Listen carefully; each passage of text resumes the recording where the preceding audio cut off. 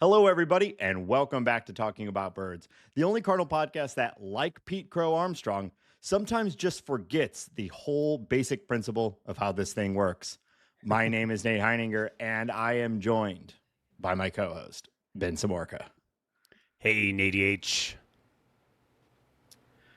If you have an idea for the opening bit, text or leave us a voicemail at 848-48-BIRDS. Hambone, how you doing?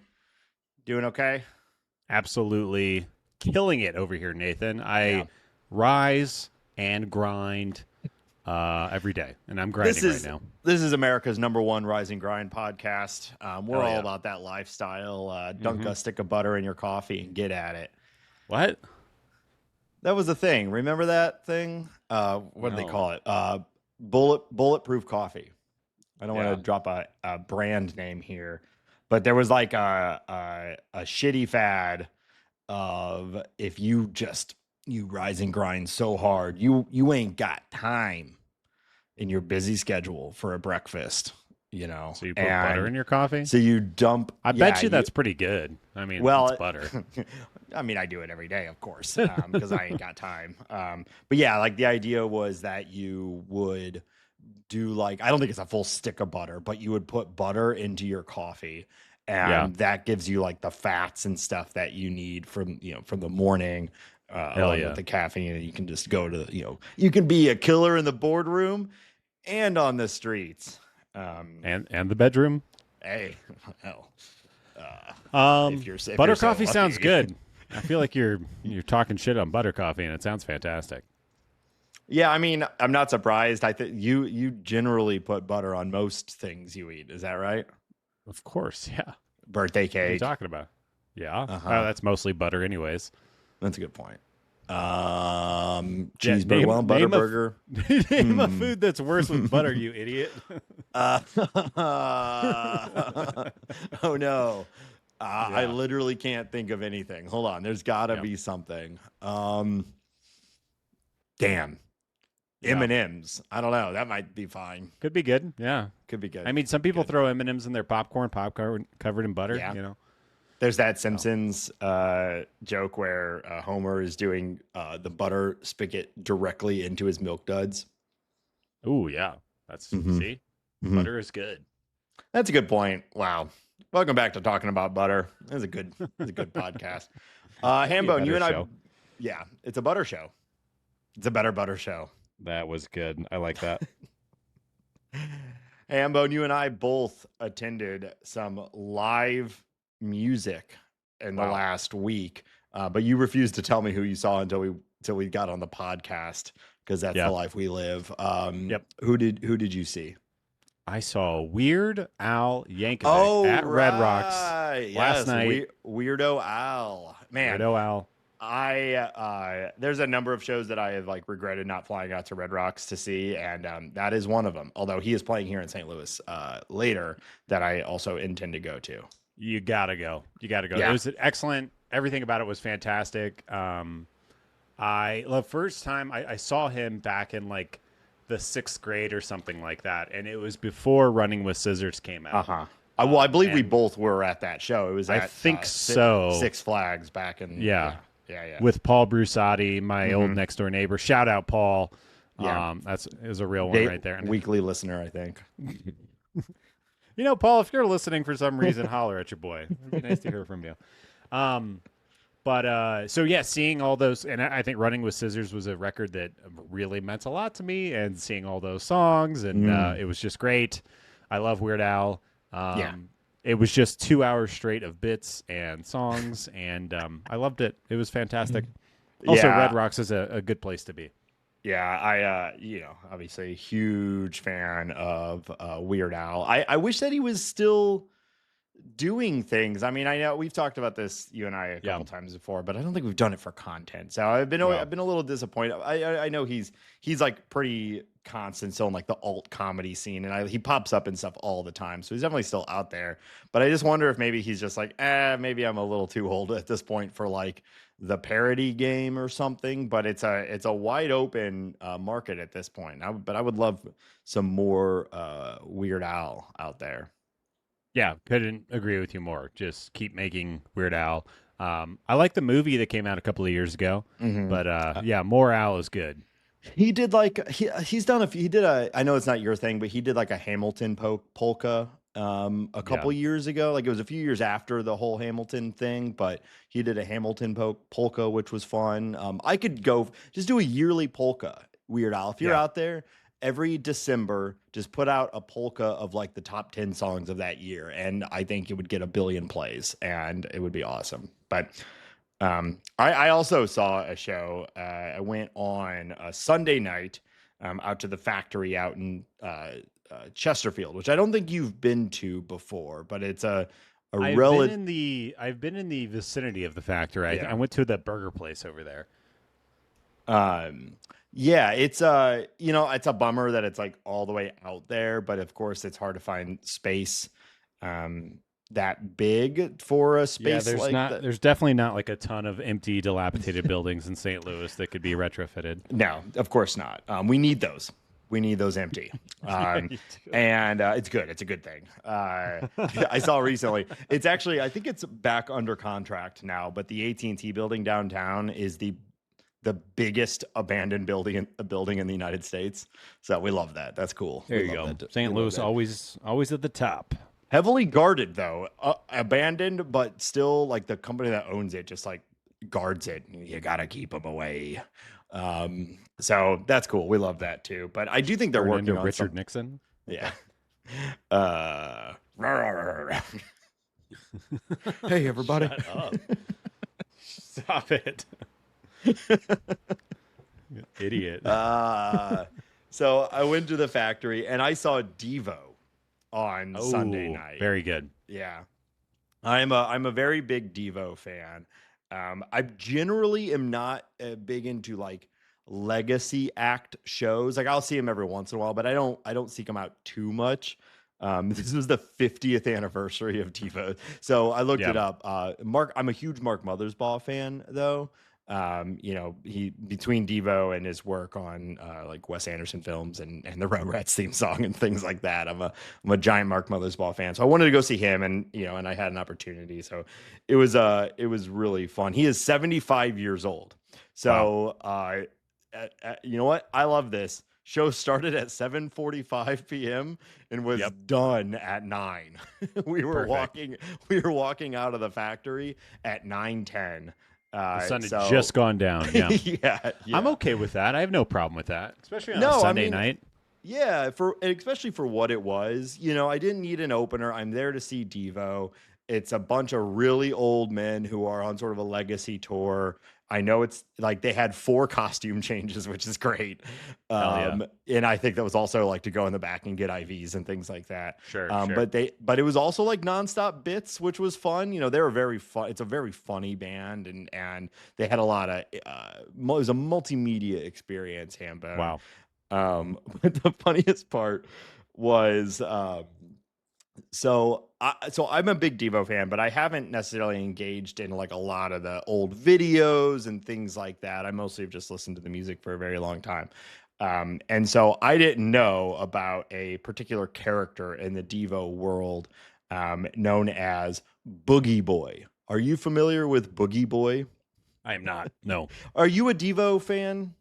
Yeah, we're going to go see them in October. They're coming to Denver as well. Oh, okay. Well, then I don't want to spoil it too much, but there's the set ends with a very, very strange thing that it involves a guy named Boogie Boy coming out and singing the last song of the set. Okay. So, but if you're out there and the tour's coming around and you like Devo, I think it's worth it. Like the thing that really stood out to me is you kind of forget that they're like a guitar heavy band. The mix on Devo tracks emphasizes the synths and the vocals, but seeing them live, they kind of shred, and they have some of the weirdest sounding like Are We Human? Are We Not Human? We Are Devo.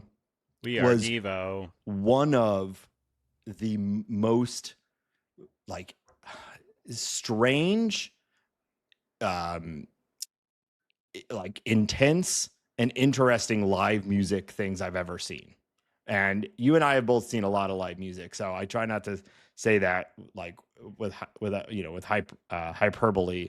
It's just an incredibly bizarre song, and with the multimedia thing going on, you just don't really hear any songs like that then or now. It's not one of my favorite songs of theirs, but seeing it live was really cool. So cool. Well, yeah. I will report back in a few months. Yeah. All right. Well, let's talk about your St. Louis Cardinals. We've got a few bits of news to cover, and then we'll talk about what has been a pretty good run of Cardinal baseball. I should say so, Nathan. Hell yeah. We are recording. We always got to timestamp ourselves for our new listeners. We are recording on Wednesday. So the Cardinals have just come off of 2 wins against the Cubs, including maybe the most exciting game of the year last night on Tuesday night. Hopefully have another couple good games tonight and tomorrow with the Cubs and make this division a lot more interesting. But as far as news goes, probably the biggest thing in the last week, disappointing, Iván Herrera back on the IL with a hamstring issue. Wide range of recovery outcomes here. They are saying from 2 to 6 weeks. So it could be this, could be triple this. I don't know. We'll see. I guess I appreciate them giving such a vague medical report when they often, might as well say, well, it could be up to 6 weeks. We don't know, but we don't know. So it's refreshing. A bummer. I mean, sure. I don't even know what to say. We've already gone through an Iván Herrera injury once this year. It's a gigantic bummer. He's become an integral part of this team's offense. I guess it does help. Like every time an injury happens, the log jam conundrum becomes a little bit easier to manage, and we can stop having that conversation a little bit. We've been talking about the 3 catcher problem for a while now. This sort of makes that a little bit more manageable, opens up the DH, things like that. But at the end of the day, like the team is better with him on it. So it is not a positive thing that he's out.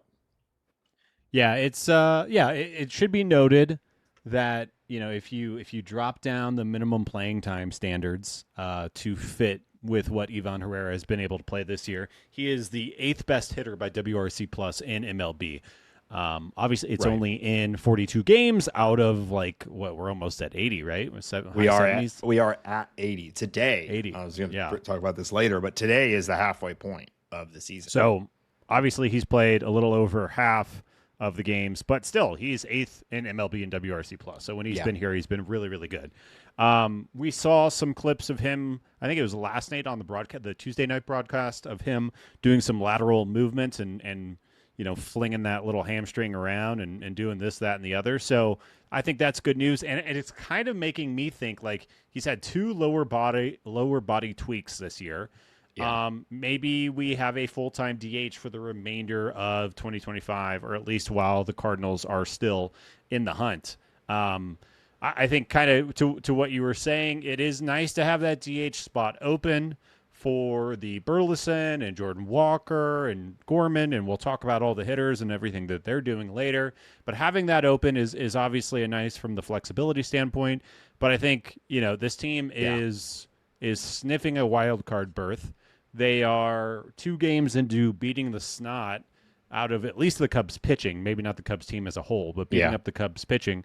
So as we've said multiple times, you got to keep pushing, try to win every game that you can right now. These opportunities are not guaranteed, so keep pushing in, and hopefully Iván Herrera comes back soon and continues to slug, and we keep figuring it out. But I'm going to say it's going to be on the lower end of the 2 to 6 weeks, and I'm going to say that is going to be accelerated because he is not really going to be catching anytime soon. Yeah. And maybe I would say it's very plausible that he could stay healthier by just hitting and then running the bases, occasionally when he doesn't hit the ball over the wall.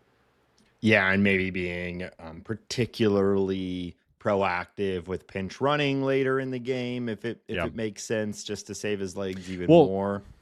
Well, Nate, We just got the best pinch runner in baseball. I was about to do that same segue. Man, we are locked into We are. This show is good. You put 2 sticks of butter in your coffee this morning. Oh my God. I'm having a prebiotic soda as well. I am grinding this morning. Wow.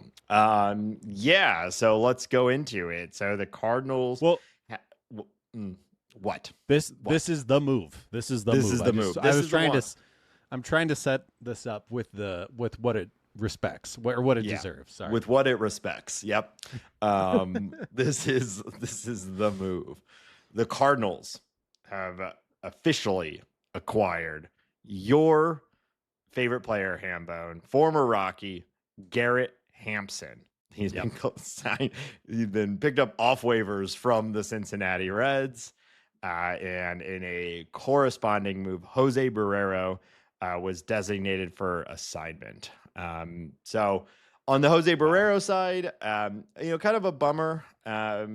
He was always going to be the sort of 26 man. He kind of like Valade, like really needed to come in and really impress with every opportunity. And while we saw some flashes, it kind of made sense that he might be the first guy out if we're going to bring in someone new. And when you've got an opportunity to go out there and swap a Jose Barrero for a Garrett Hampson, you got to do it, right, Hambone? How are you feeling? I mean, I can tell. Can you give us the rundown on Garrett Hampson? I think it's important to start this conversation with the context that any player that you're picking off of waivers is not a great player, right? Full stop. Right. Yeah. You're not the Reds aren't just going to they're not going to put a Garrett Hampson on waivers because he's performing too well or his tools are too exciting or he's too young. This guy's too good for this team. We got, if you love someone, you got to let him go. Right. So I think that should be hit first. So I've watched a lot of Garrett Hampson. He spent, and I've been here his entire Rockies career. When we thought he was going to be something, he popped up and turned out to maybe be something, and then kind of failed, and turned into a role player, bench player for a while. He is very fast. That cannot be argued. He is extremely fast. But he's just not a good hitter. I don't think he has a good plate approach. There is almost no power. He strikes out at an okay amount. He walks at an okay amount. And I don't really think that he is the type of defender that can play shortstop. I think he can play at okay center field, and I think he can play a pretty good second base. And the reason that I'm a little flummoxed by this move is I understand that you're getting a little bit of he has big league games under his belt, a lot more than Barrero, and a lot more than a lot of the current Cardinals roster, to be totally honest. Sure. He's got, what am I looking at? 657 big league games. So that's not nothing. This guy screams of a future coach or instructor or something like that. He's one of those guys.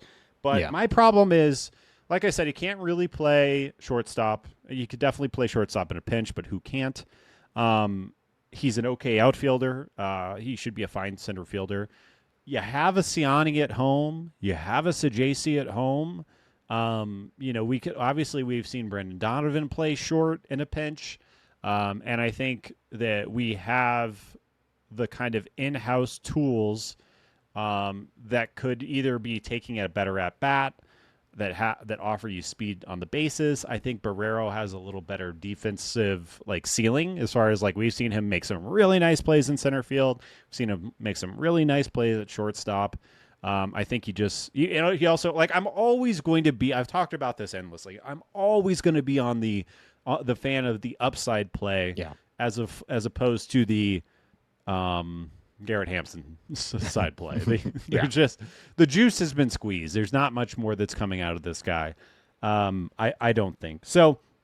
I don't hate the move because it is the 26 man roster, and maybe there's some leadership.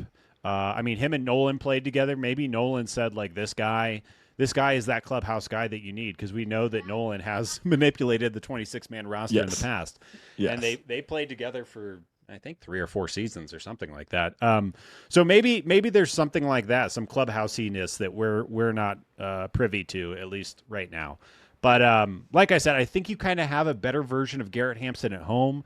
Jose Fermin is, not a great defender, but he's having a really nice offensive season at AAA.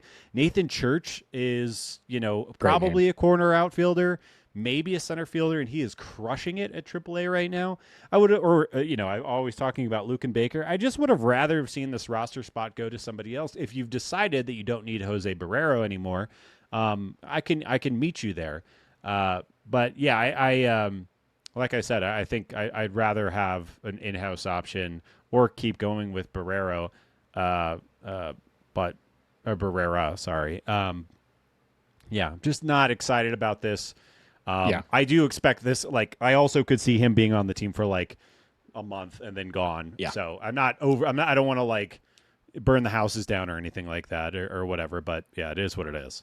Yeah, I don't want to repeat too many of your points. I do think it's one of those things where like you can only feel so much emotion in either direction about a 26th man waiver acquisition that replaces another guy that you got off the waivers, right? You're just sort of you're rotating out that 26th man. And in this case, the only benefit I see is that Hampson at least this year has had an 84th percentile sprint speed, whereas Barrera has had a 36th percentile sprint speed. So, Hampson is definitely faster. That could be up to one run throughout the season. It really could be, because both of these guys have basically, incredibly small sample sizes. Yeah. But it is what it is. And Hampson, in his very small amount of plate appearances, has also been drawing walks pretty well. So I guess maybe they're thinking, well, if we have to have this guy have an at bat, maybe he can get on base and steal or something like that. Or it is sort of the move of, well, we're going to have Herrera back, and we are planning on pinch running for him a little bit more than than we have in the past. So let's come in and bring let's get a designated runner for a week or two. That won't cost us too much, because I have to imagine a lot of this is just simply they don't want to call up someone with a higher ceiling, with more pedigree, someone that they see has a longer term future for the team for this sort of role. And, like you said, I will be very surprised if Hampson is on this team come the All-Star break. I think we may see, we see moves like this from teams all year. You're just swapping these guys around. Yeah. Yeah. Like even if he's just a pinch runner, like Siani's fast. Yeah. And we have no shortage of infielders, so yeah. I know. I get it too. I think it just must be something about not wanting to use one of the in-house guys for whatever reason, development, options, whatever it is. They just don't want to do it. And so they wanted to get another guy. They've decided to move on from Barrero, and here we are. And I don't think it's worth getting too worked up either way. 83rd percentile in sprint speed. I'm based on this conversation, I'm convinced that this is Nolan Arenado saying, "What about my bro?" Come on, he needs help. Yeah, he's got no job. You think he said that? Maybe. Yeah, that sounds like what Nolan Arenado would say. Speaking of Saggese, we skipped over, but in the corresponding move with Iván Herrera going down, Saggese is back on the team now. Yeah, which is nice. He obviously, I think he should be at the major league level at this point. I don't think there's any question about that. He's just a victim of the logjam, and so it's we've said this a lot on this show. Like, this is what good teams do. They have too many interesting players, and you're like, oh, come on, bring up this guy, but you'd rather have that problem than the inverse. So I'm glad he's back. There's a lot of teams that would be begging for a Thomas Saggese in their middle infield right now. Yeah. So I'm glad he's back. Playing time is still a big question, though we've seen him a little bit. So I don't know. It's just fun to have him on the team. He's someone that, there's mixed opinions on what is like his true talent level. At times in the minors, he's looked like a future MVP. I mean, what was he? The Texas League MVP in 2023, right? Yeah, he put up 26 home runs. He had a really nice year that year. Yeah. Last year scuffled a little bit, but then this year when he was up, absolutely crushed the ball in a very small sample size. And AAA right now, he's rocking a 129 WRC plus. He's hitting over 300. He's on base over 400, and he's slugging almost 4.5. I think that he is probably like a Brendan Donovan type producer, a guy that can play multiple positions all over the field and can hit above average, but not like elite. Yeah, like if your full breakout, intense MVP winning season in the minor leagues is 26 home runs, then your major league cap, he's a young guy. He could grow into power. Don't get me wrong. People there that you can still develop at the major league level. I don't want to completely, paint with too broad a brush here, but like you'd expect probably, 20 is his peak. I think a Brendan Donovan comp is reasonable, but let's also be reasonable in that where if Saggese is anything like Brendan Donovan, then like holy shit, like with that, we are happy about this. Yeah, what an incredible outcome. Donovan is arguably the best overall player on the team right now. Yes. So it would be a great outcome if Saggese is just another Brendan Donovan. But I'm not complaining about that, to be clear. That would be fantastic. Yeah. I don't want to have another full-on logjam conversation. It's been a huge part of the show. We're jammed up, Nate. We're jammed. Did you see? I'm sure you've seen it. Spaceballs 2 has been announced. Watched the trailer this morning. The trailer was funny for an all-text trailer. It was pretty funny, I mean, I'll go see it in the theater. Yeah, it's another Lego sequel. A sequel 38 years after the last one or whatever. I'm just generally, I don't think anyone finds a ton of excitement about those sorts of things. However, Mel Brooks is king, and he's still kicking it. He's in the trailer. I think he's 99 years old, maybe 101. I hope he makes it to the release. This movie's coming out in 2027, I think. Don't curse. 2027. It's Chill years out, away. Chill out. But I'm there's a bunch of spoof movies in production right now. Naked Gun is coming back. I can't tell if that looks funny or not. I watched the trailer for that the other day too. I'll probably go see it just because I'm a sucker, but we'll see. Yeah. Who doesn't love a spoof movie? They obviously we've been around long enough to see them burn out in the early 2000s with like Scary Movie 5 and Not Another Teen. It gets dull after a while, and they basically ran the spoof movie genre into the ground, so much so that it really hasn't been a genre outside of a few things here and there for like 20 years now. But I'm here for it. I think I'm a big Walk Hard fan. Yeah, there's a Walk Hard is good. There's a few that pop up. But even those don't have exactly the same tone as like the Mel Brooks style. No, nothing has. Yeah. So I'm here for it. I will see it, and I hope that they it'll be hopefully fun to see how they bring in things like Dune and more modern. That's been around for a long time, but the recent adaptations of Dune and whatnot. Sure. Yeah. What were we talking about? Let's talk about the Cardinals. Yeah. The Cardinals' recent play, Nathan. All right, the Cardinals. We had a good week.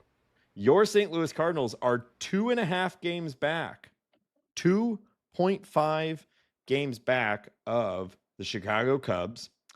They are tied in that position with the resurgent Milwaukee Brewers, who are playing very well as well. And you've got the Cincinnati Reds 4.5 back, so 2 games behind the Cardinals. The division is tight. We all thought that these teams were pretty similarly rated, and it was kind of a crapshoot which one was going to break out. The Cubs were the consensus pick, and they are the leading it, and they have the best run differential in baseball. So they are good. They are very good, but the Cardinals are playing well.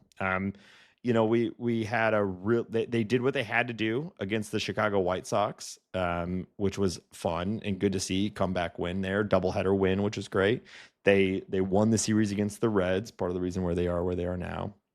And as we stand here now, they've won 2 of 4 against the Cubs, which I think was kind of, we talked about it last week.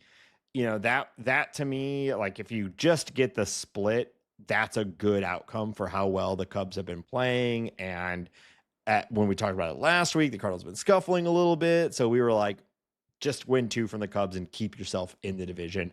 Because when we spoke last week, the Cardinals were 7.5 back.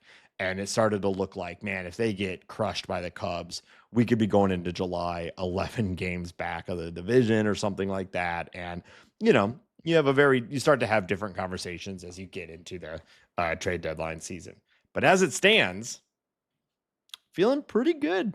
Hambo. We're 2.5 games back, got 2 more games left. They're winning. The offense has been the interesting thing, right? So who do we want to talk about first? We have to start the conversation with Alec Burleson. Yes. A player that this podcast has taken to task a time or two. I would like to note that he made a very, very nice catch earlier this week against the perimeter fencing thing. That was nice, and his defense is fine. It doesn't really matter. He's got a 161 WRC plus in June, so you play whatever defense you want out there. He is crushing the ball. What I really love about what he's doing right now is he's got that 161 WRC plus in June. He only has 8 strikeouts and 88 plate appearances in June. He is going full Burleson. He's not really walking. He's barely striking out. He's got a 350 average in this month. It just seems to be hitting everything. He hit that. There was a home run that was basically at his eye level the other day that he knocked out and sent that to the bullpen. He's done a lot of really interesting things. He's almost like, I'm not saying he's Vladimir Guerrero Jr. or Senior, but like his plate coverage in this moment is something to behold. It's very, very impressive, and everything is being hit hard. He's forced his way into starting every single day.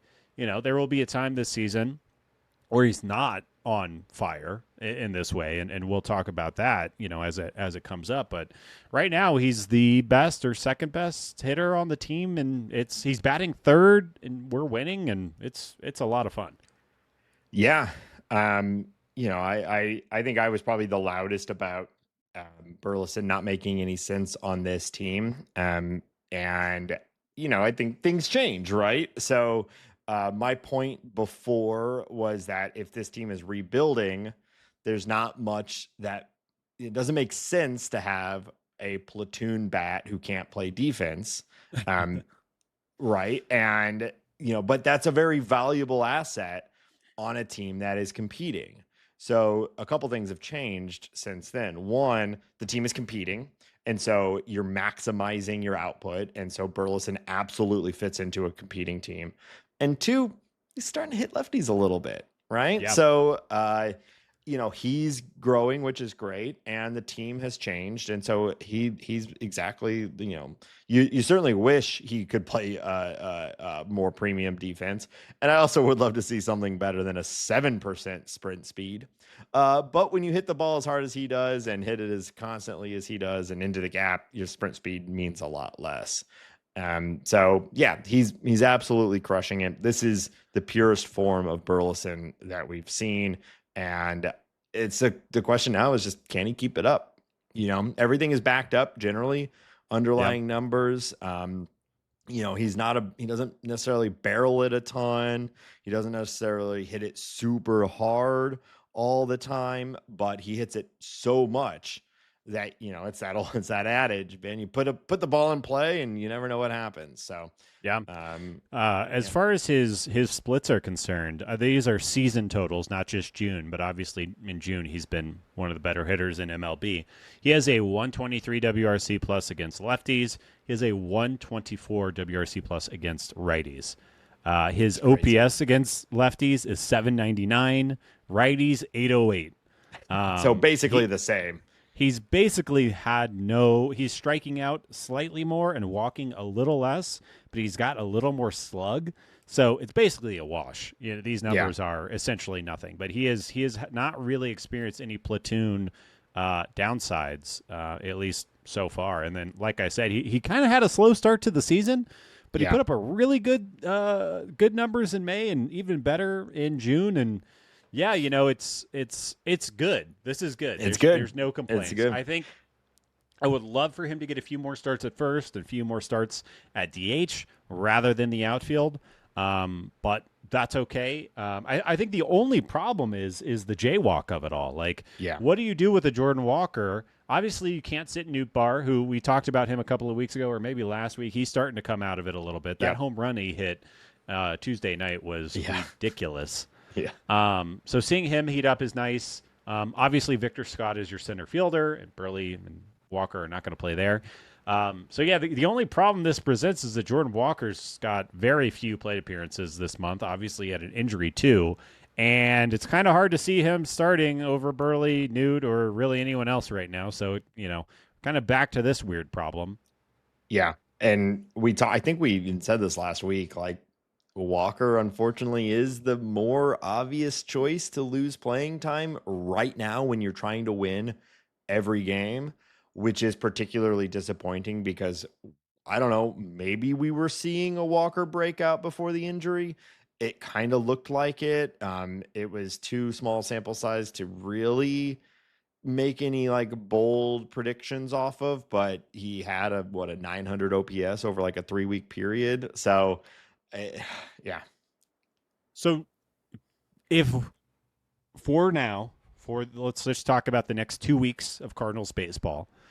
If you're starting those three every day in the outfield, does it make sense to send Walker down and call up a Ciani or call up a Church or make a move like that and give Walker every day at bats? Because I don't know what value to him or the team Walker riding the bench has. It seems like a waste of time. Defensive replacement for Burleson in right field. Nathan Church and Michael Ciani would be better at that. Yeah. Here's an even more challenging question, Hambone. Trade deadline coming up. Cardinals are in the mix for NL Central for the division title. You have a starting outfield that you're very happy with Burleson, Scott, and Nootbaar, and Gorman is also crushing and is really playing DH or second base, and Herrera's back, so that's clogged up. Is Walker the move to go and get you that arm that you need? It's probably a sell low, which you hate to do, but someone will acquire Jordan Walker. Absolutely, someone will acquire Jordan Walker. But I think the problem is you would just be getting so little back on your dollar that it would not make sense. So I think that it would make a lot more sense to trade a Burly or Donovan or something like that, which I don't want to happen, to be clear. I like those guys, but they make way more sense on the trade block, and you can replace the way in which this roster is constructed. It's a lot easier to replace one of those guys. And no one, even though, I know it's been years now, but there's still no one on the team that has a ceiling as high as Jordan Walker, No. So I'm not calling for it either. I would hate to see that happen because he's going to go and fucking crush for the Tampa Bay Rays or the Dodgers, wherever he goes. Yeah. So I don't want it either. But if the team is winning, that means you have a good team, and that means you kind of like everybody probably. And if you're going to acquire a good piece at the deadline, you probably do need to trade from that MLB roster, and you're gonna be unhappy about if it is Donovan, which I don't think makes any sense either. He's, like we said earlier, he's arguably your best player. It's going to hurt one way or another. But if you can go and get that young arm or even a veteran arm that you have a little bit of control over, you might just have to bite the bullet and do it. Maybe Gormy stays hot and you can go get that Jose Soriano or somebody that we were talking about last week. But I do think Walker, I think you could get something, but with his lack of a track record and his perceived flaming out at the big leagues, trading him for 50 cents on the dollar makes no sense. It would be selling low when there's a bunch of guys on the team that you could be selling high on. But that's the risk of selling high. There's a risk on both sides, right? If you sell high, but they stay that good for the just moving forward, then you've just traded an incredibly valuable asset that just is really good.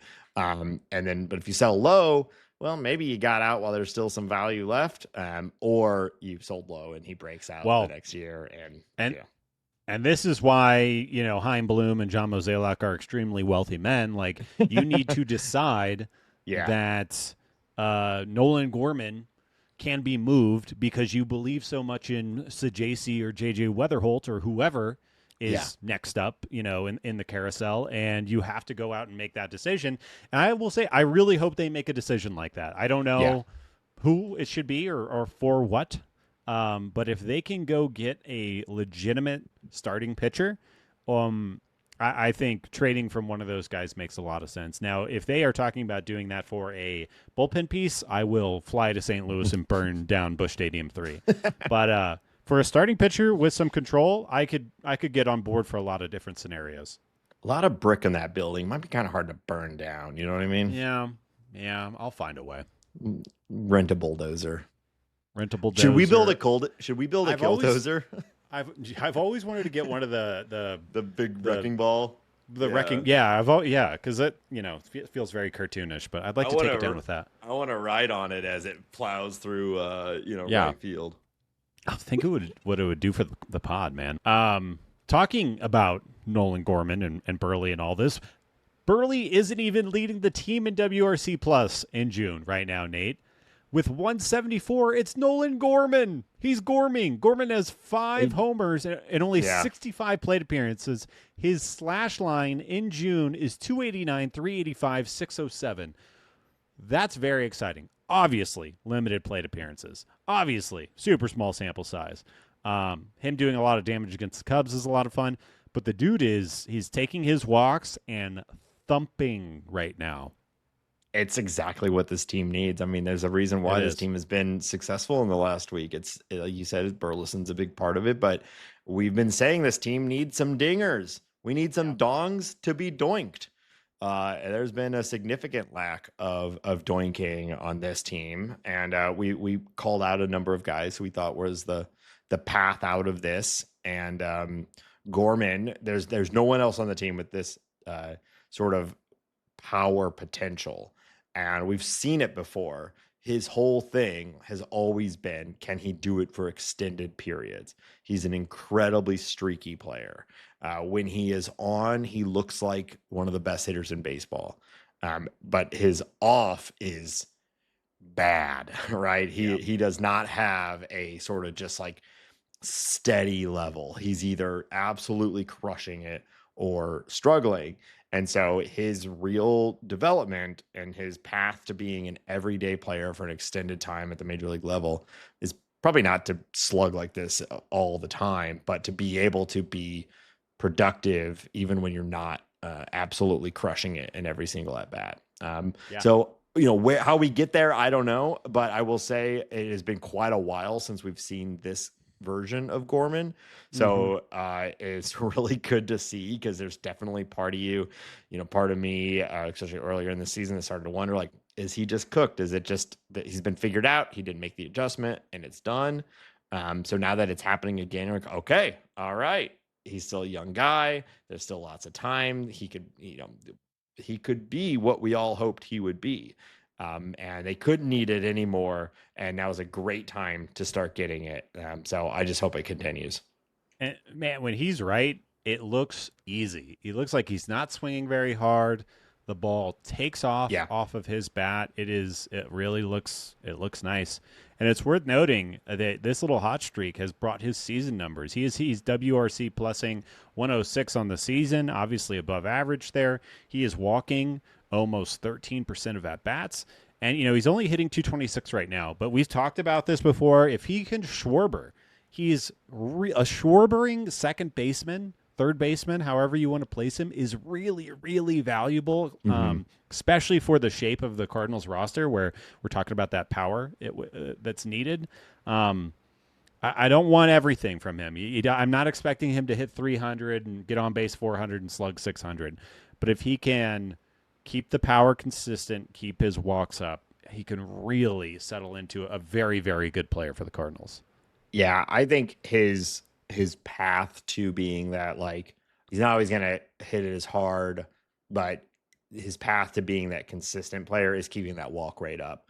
Because when he's struggling, that K rate starts to fly and his walk rate goes down and everything goes down. You know, we're talking 39, 40% strikeout rate, which is just deeply unproductive, right? So if he can keep that walk rate up and you know, that's, I mean, it's kind of a standard profile in the major league at this point, right? You see a lot of it. It's low batting average, high power, high walk rate.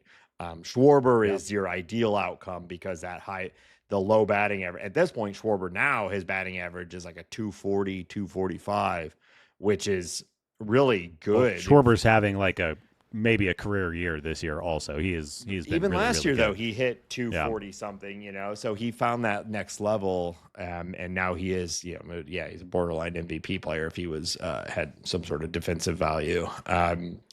But yeah, so you know, either way, it's fun to see. Team needs it, and he needs to be prioritized for at bats right now, and they have been. He's started most of the games now. Yeah. I feel like we also need to shout out Nolan Arenado, who is we were talking, you know, similar things. Is he cooked? Can he defend well enough to be valuable? And over the month of June, he's put up a 111 WRC plus. His season WRC plus is getting it's at 96. He's evening out. And I think it's just worth noting that he has kind of turned his season around, and if he can just keep this 105 to 110 kind of, you know, just 5 to 10% above major league average and that defense, then I think we can be extremely happy with what Nolan Arenado is giving us.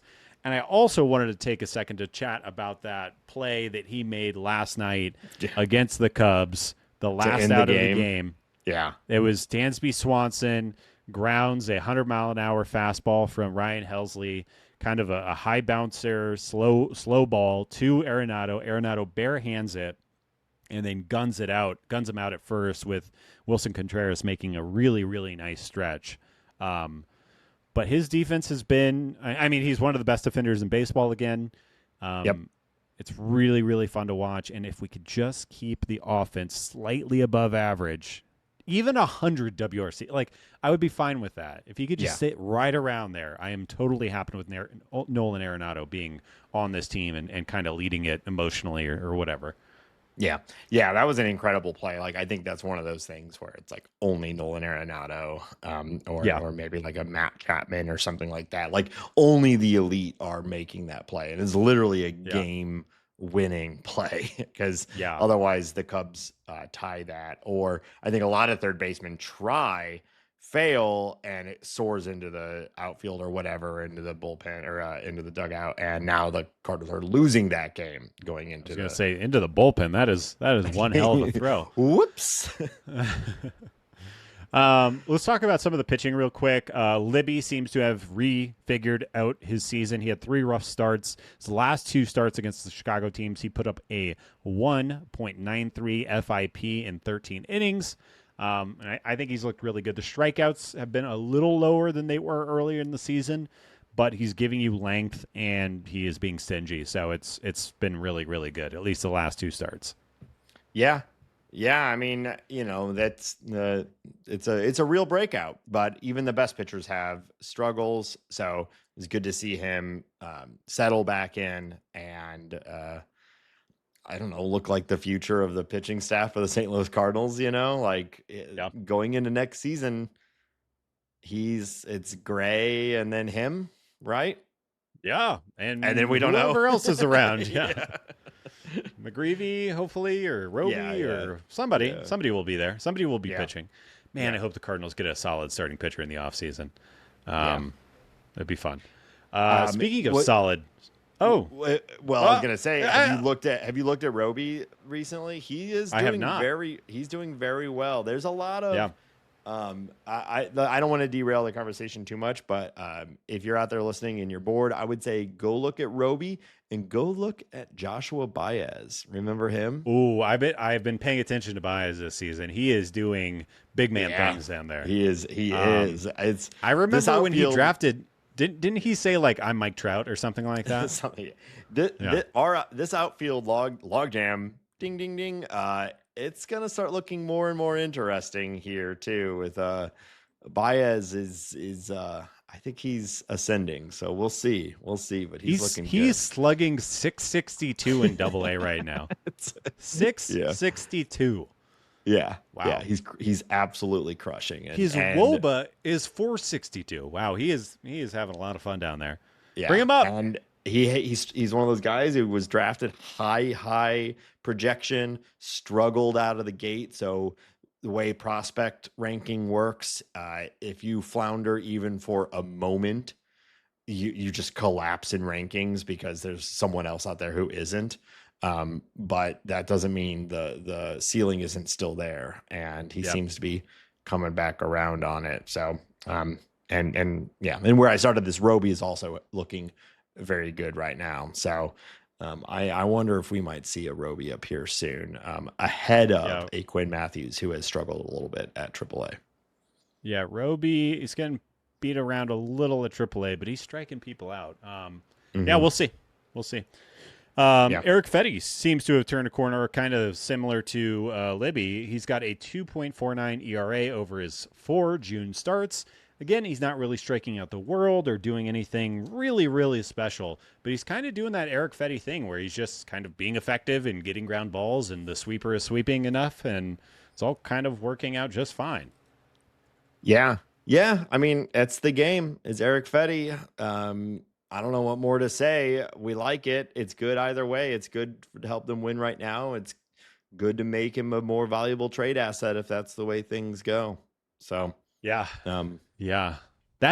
is the only way I could really see the Cardinals like kind of having their cake and eating it too, like trading from their big league roster and improving the team is like moving somebody like Fedde and pulling the Quinn Matthews lever or something like that. But it's obviously a huge gamble. It's probably more likely McGreevy right now.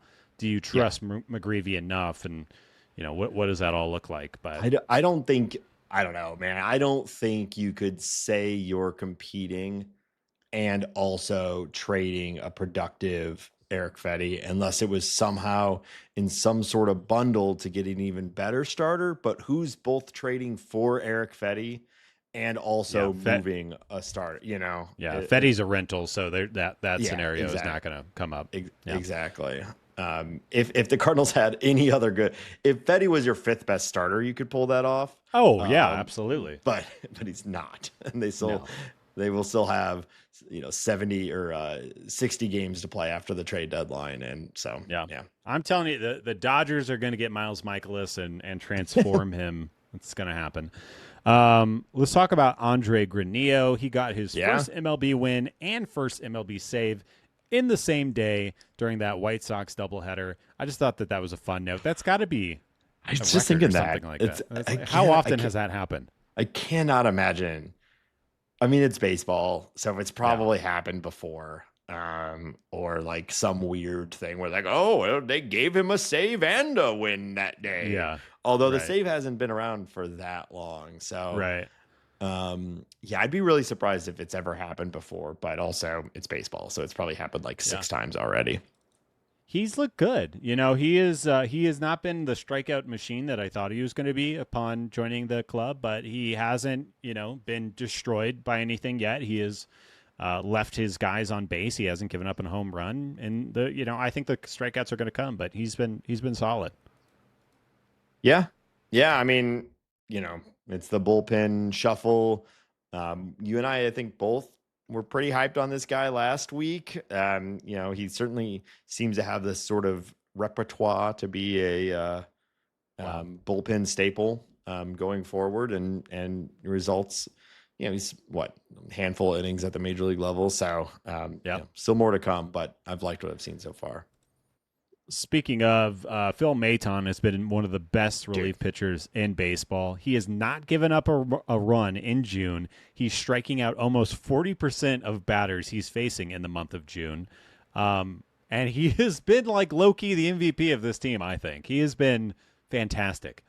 Yeah, I put this in the bird score the other day, but like it's getting to the point where you do start to wonder, like, what do the Cardinals do with Phil Maton? You know, he took this really tiny deal with the Cardinals, $2 million right at the end of the offseason. Maybe spring training had even already started. It was right around that time. And he's been the best reliever on the team. He's only 32, which is obviously older, but there are relievers who, you know, are effective well past that. I don't know. Do you just say, well, what a great year, great value? So let's assume we don't trade it. Let's assume the Cardinals are playing well and they don't trade him at the deadline and we have him at the end of the year. Is this an extension candidate? Are you thinking about throwing him, you know, 220, something like that? Or do you just want to say, boy, that was nice. You know, the bullpen shuffle worked out. We got a great year out of this guy. Good luck. You know, we don't want to spend that sort of money on a bullpen guy again. Yeah. Normally I would say that. But there's two kind of X factors with Phil Maton that I think make it worth what, you didn't like that? X factors. Too much. Okay. It factors or Vin Diesel. I don't know. There's two things about him. Triple X. I wish there were three. Okay. That I think make it worth. Just need one more factor. Actually, I will say is there's three things. Hell yeah. All right. We got there are three Triple things. X. Yeah. All right. First thing, he's from the area, Nate. He's just down the road, Central Illinois. He probably likes Provel cheese. He's a Midwestern guy. We love it, folks, don't we? So you got to keep the Midwestern guys here. You don't let these corn-fed so-and-sos get away from the Cardinals. That's the first thing. Second thing is he is having one of the best relief seasons we've seen in a very long time. Like, he is just being great. And he might not be great next year, but I think he's going to be good. So I think that's something to consider. The other thing is that he is a spin rate daddy, and he is one of those guys that I think we've seen. We've seen like Ryan Presley has aged pretty well. These guys that don't have the like 95, but they have ridiculous spin rate. We've seen them age pretty well. And again, I'm not saying this guy is going to be the closer next year when Halsey leaves or anything like that, but I think that he's valuable enough to throw a little bit of cash at and keep him in the system for those three X factors, those Xander Cages. You know what they say? Spin me, daddy. Spin me, daddy. But why not? You know, it looks good. Yeah.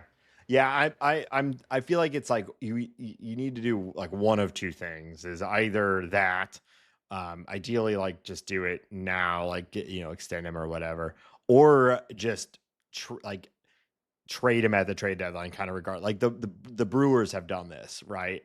To mixed success, but like you've got a reliever who is at extreme peak value. You've got him for 2.5 more months. The life of a reliever is incredibly volatile. If you can move him for long-term assets at the deadline, what is the actual results difference in over a 2-month period between a Maton and a Granillo? I mean, it could be a game or two, and that might matter. Right. If you're rushing for the Central or for the wild card, so it might not be worth it. But I don't know. Didn't the Brewers got Mizorowski, right? I thought he was a compensation pick. Was that a compensation pick? Okay. I have to look it up. Yeah. The Brewers have gotten, some good guys from trading, relievers at peak value sort of thing. So I'd be incredibly surprised if the Cardinals would do that. They don't typically do that sort of move.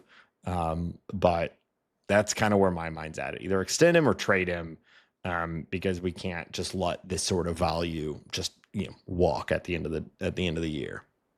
Yeah, and like I said, for all three of my X factors, Nathan, for the triple X factors, I think you got to keep him. Why not keep him?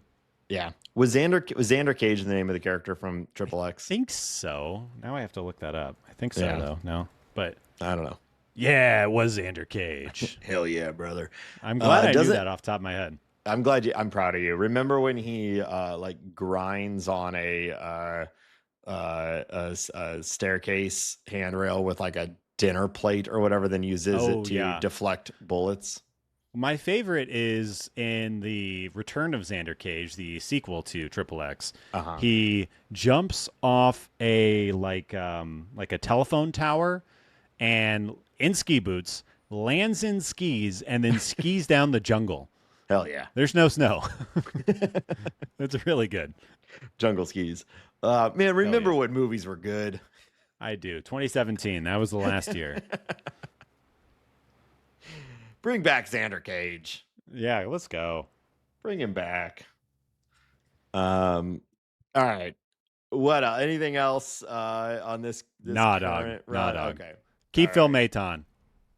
All right. Well, we have some series to talk about, some league news, and a little game to play. But before we get to that, we want to remind everybody that this show is listener supported on Patreon by listeners just like you out there, wherever you are. If you enjoy the show and want to support the time and effort that goes into bringing it to you every single week, consider joining the Patreon. It's quick, it's easy, it's cheap. It's a good way to show your support directly, and we really appreciate everyone who joins, including Chaz, who just rejoined and joined the Discord, the Bird Scored, which is our private Discord server. It is a perk you get for joining at any level. It is a great place to join and chat with other Cardinal fans, listeners of the show, and some other people from around the Cardinal community are in there as well. And we just have it's a really great place to sort of talk about Cardinal baseball and really anything you might want to.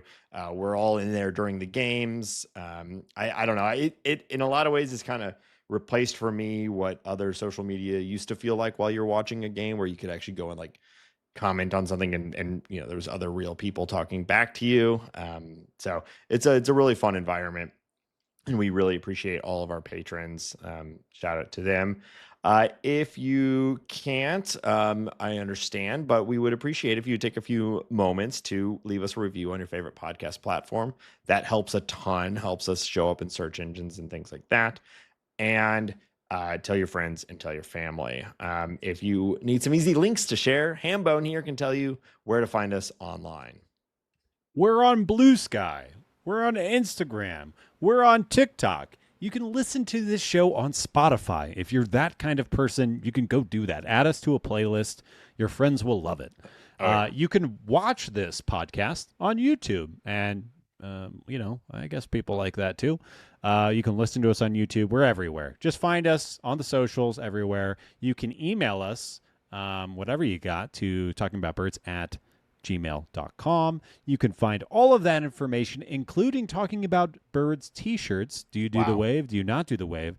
At talkingaboutbirds.com. And, of course, you can call us and leave a voicemail or send us a text message to 848-48-BIRDS. That's 848-482-4737. Yes, and while we have been recording, I got a message from someone who has contributed many opening bits. I think this is the person that I referred to as the Bit Lord on a previous episode, because they have suggested several. And I'm going to read this one. I normally save them for a later episode, but I'll read this one. You'll get it why in a second. They say, the only Cardinal podcast that, like Pete Crow Armstrong, is way too ready for this all to be over.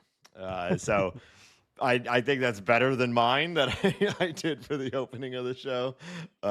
So thank you, whoever you are out there, for your constant contributions to the show.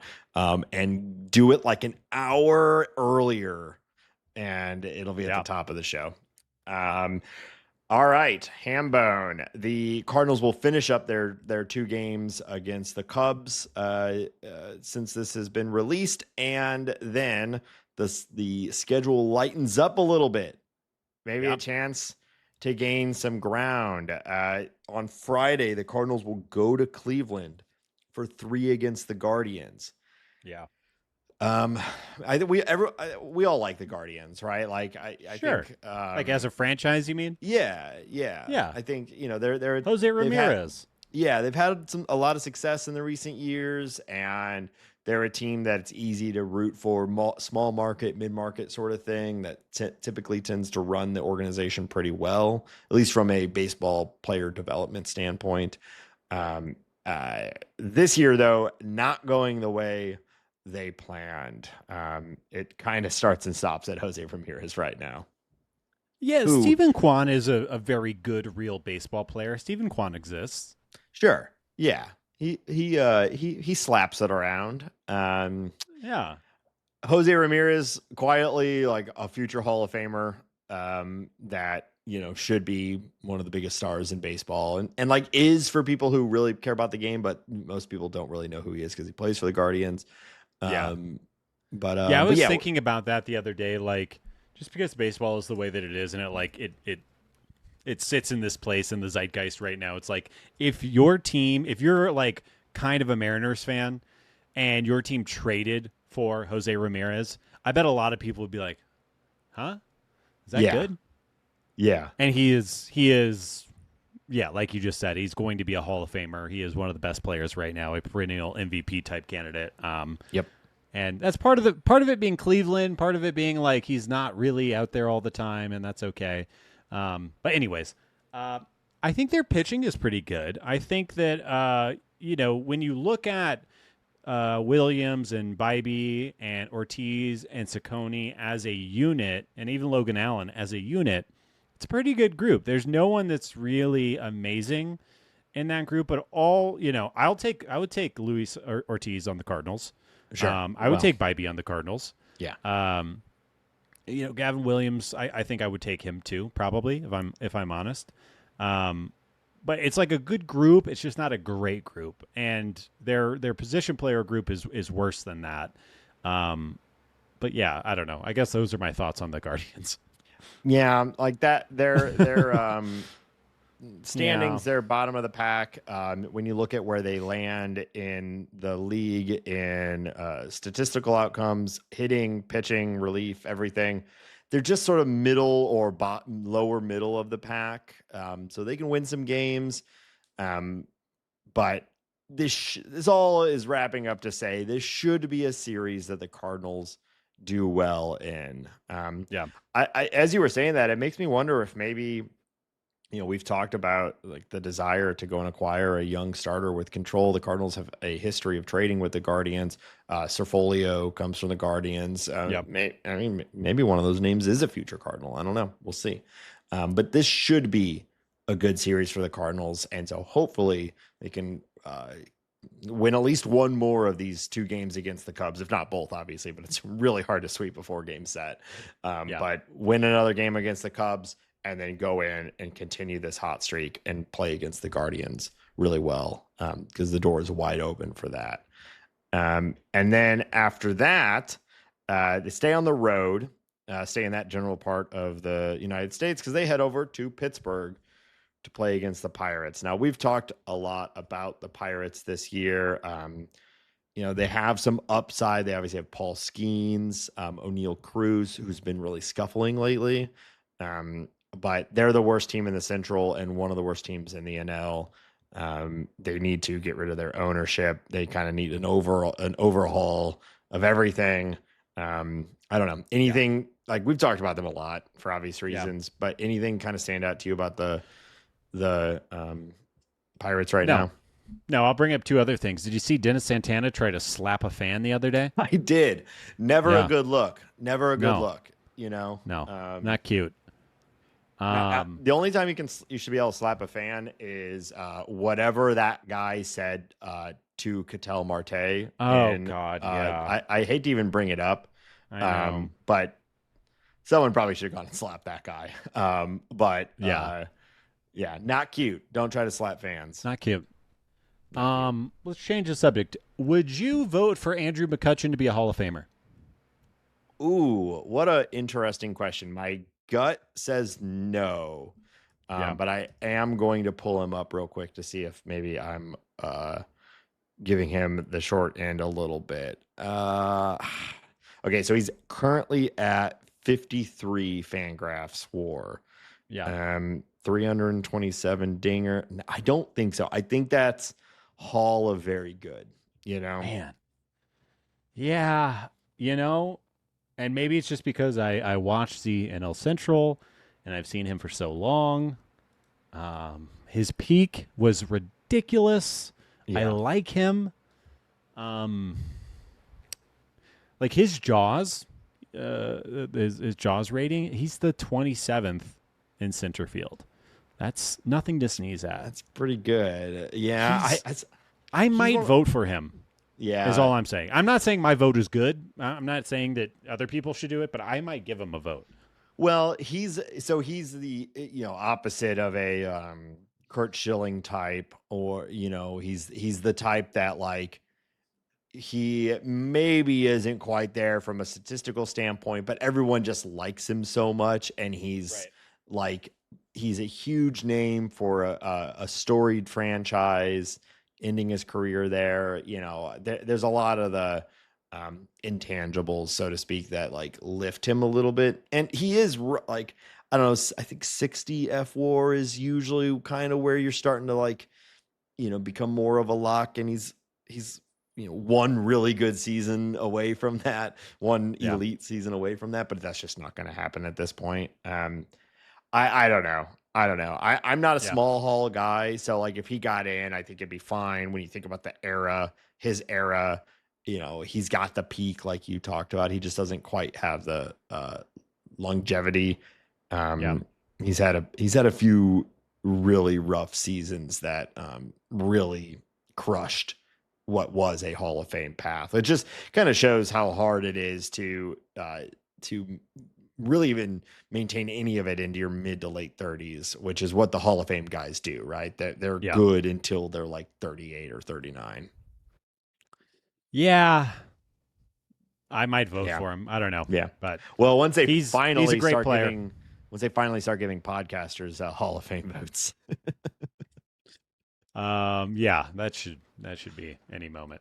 That's all I got for the Pirates, Nady.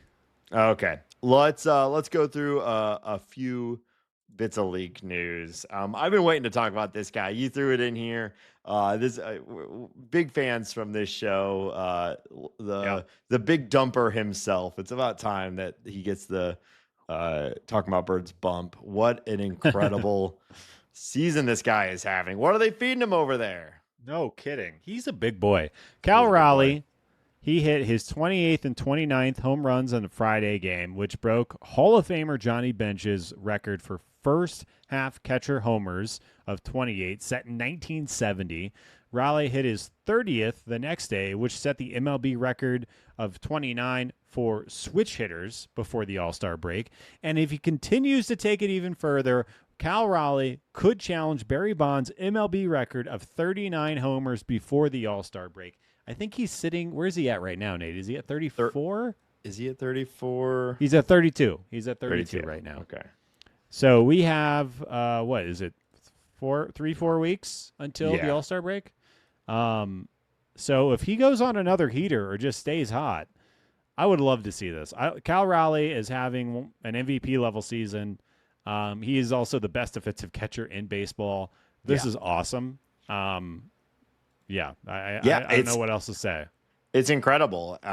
He if it weren't for Aaron Judge, who has been on, he's heating back up, but we saw the first real slump from Aaron Judge over like a 9-game period. So now he's only hitting 370 or something like that. It's still, but if it weren't for him, Cal Raleigh would be like the unanimous, front runner for MVP. And part of me kind of hopes, like, even if Judge ends up with higher WAR, like, I kind of hope Cal Raleigh gets it and sticks with the, just like. Well, here's what Judge ain't catching. He's doing everything else, but he's not a catcher. Exactly. Yeah. I mean, it's incredible. And I don't know. He seems like a fun guy too. And also, I haven't looked at the splits on this, but he's doing this in the hardest to hit ballpark in baseball. Right. So I wonder, I know we can look this up, but like, I wonder if he was playing in like, if we went the entire other way, and he was playing in like Great American Ballpark or something like that, if he'd be like already at 40, you know? Bring him to Coors. Yeah, sure. It looks like he has 14 home runs at home, 18 away. Yeah. So those at home are, I mean, he's crushing them. They're almost. He does not hit cheapies, period. This guy smashes the ball. Yeah. He's a lot of fun. He is. All right. Next, we have the Reds called up pitching prospect Chase Burns, who struck out 8 and 5 innings. Did you watch any of that start, Nathan? I did. I watched most of it, actually. Oh, my God. He struck out the first 6 he faced, which, yes, there's stats going everywhere. It's like no one has done that in 60 years or something, like incredible.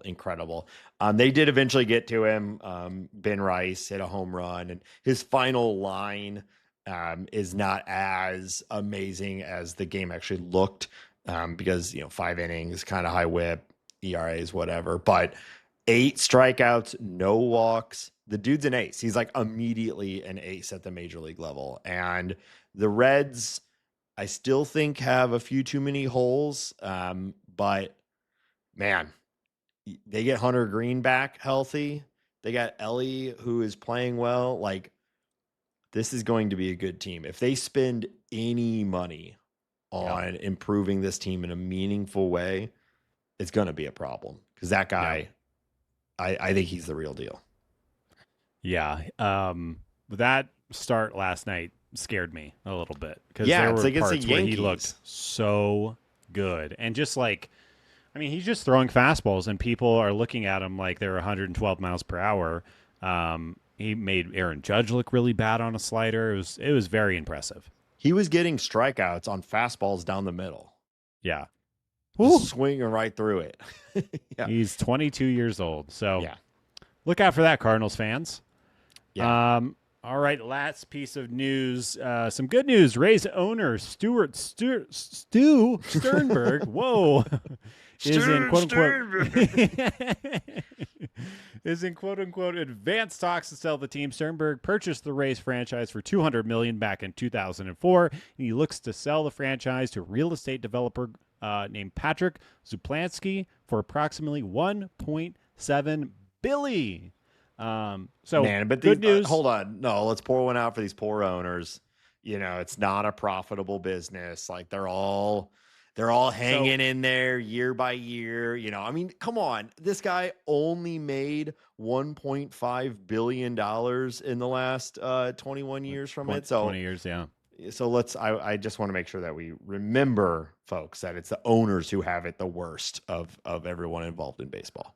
Well, obviously, I highlighted those numbers for a reason, and that it's exactly what you're talking about. Is if you feel like you don't have enough money and you're a major league owner, sell the team. You can become a very wealthy person, essentially overnight. Yeah, just do it. Or Guardians, because of how modern money works, you have something that's worth $1.7 billion, so you have an unlimited access to low cost loans, and you never have to pay taxes on anything. So it's a cool system, and but they're really struggling out there. So it's working for everyone, Nate. Yep. All right, that's all the league news I got this week. All right, Hambone, tonight the Cardinals play their 81st game of the season.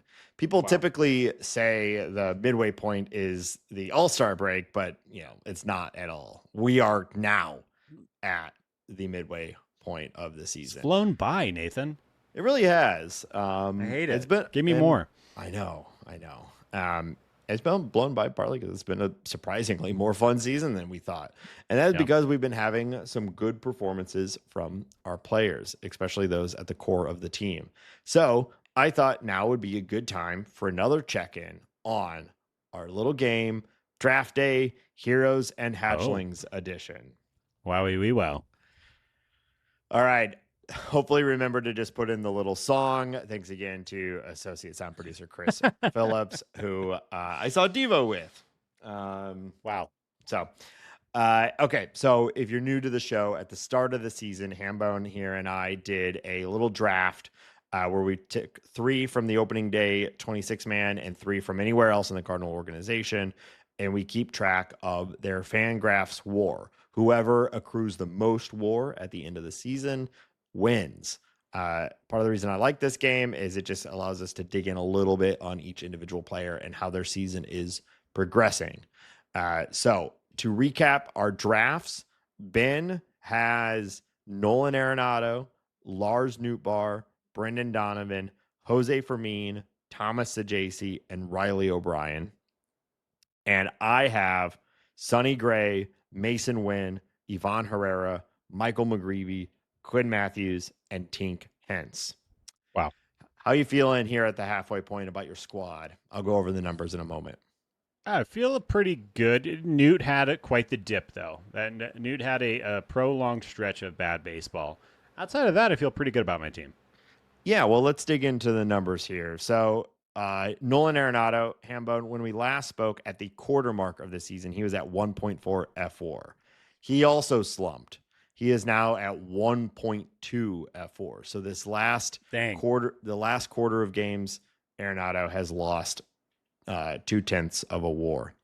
Nootbaar also, when we last checked in, was at 1.1. He is now at 1. So considering his little hot streak, I'm assuming he just a handful of games ago, he was probably at like 0.8 or something like that. So he's coming back, though. He's coming back. I'm not worried. So 2 rough starts for you. Brendan Donovan, however, continues to play well. When we last checked in, he was at 1.6. He is now at 2.3. And Let's go. Leads your team and leads all of the players that we selected in this game. And Jose Fermin has not played, so you got nothing from him. And Thomas Saggese, who last we checked in was at 1.4, is now at, did I say 1.4? He's just at 0.4. He's now at 0.3. So unfortunately, 3 of your 6 guys went down in the last, month and a half of games. I hate to see it.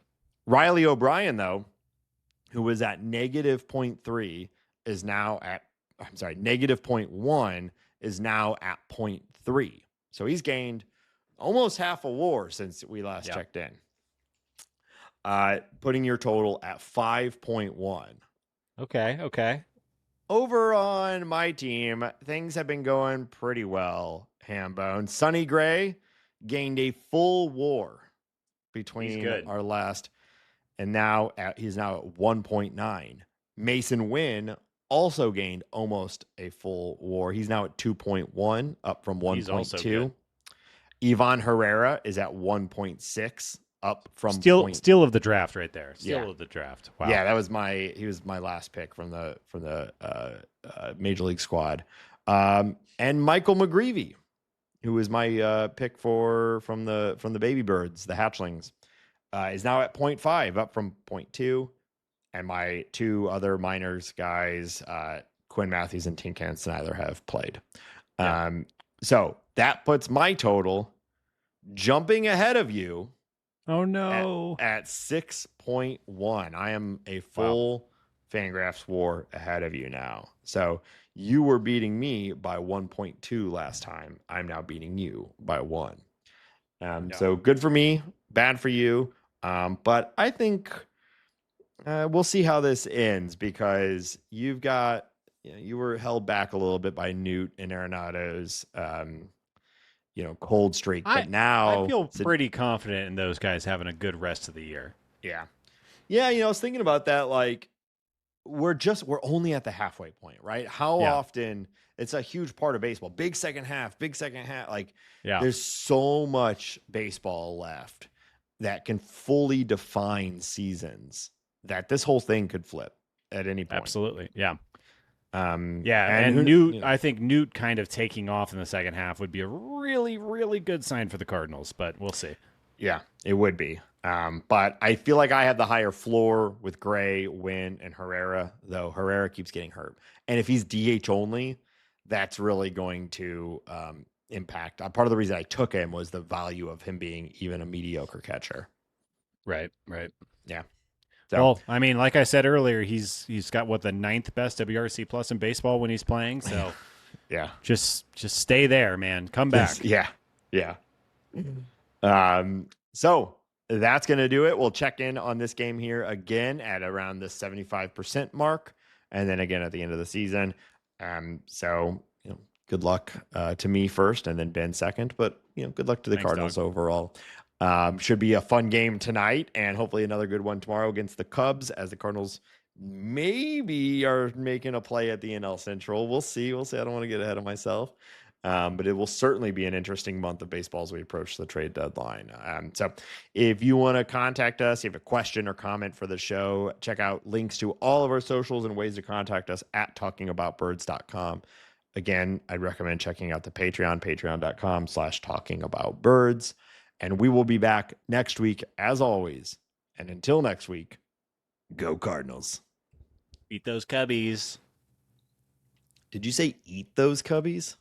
Eat them, beat them, whatever. Nice.